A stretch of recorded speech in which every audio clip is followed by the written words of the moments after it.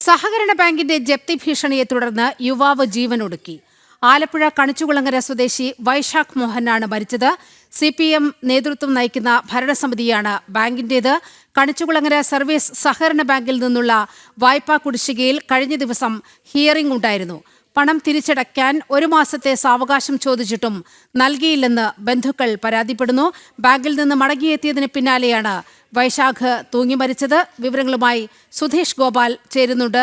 സുധീഷ്, എന്താണ് സംഭവിച്ചത്?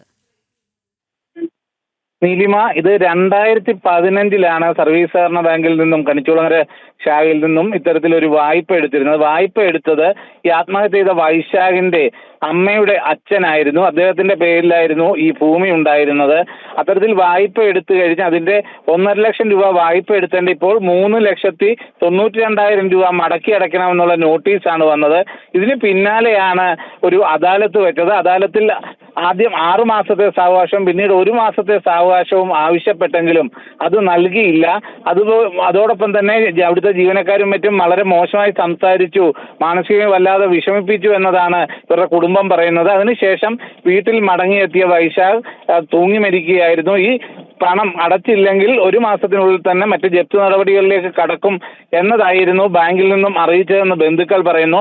അതിനുള്ള സാവകാശം അനുവദിക്കാത്തതാണ് ഇത്തരം ഒരു ആത്മഹത്യയിലേക്ക് നയിച്ചത് എന്നതാണ് ബന്ധുക്കൾ പറയുന്നത്. നീലിമ, ശരി. സുധീഷാണ് വാർത്തയുടെ വിശദാംശങ്ങൾ പങ്കുവച്ചത്.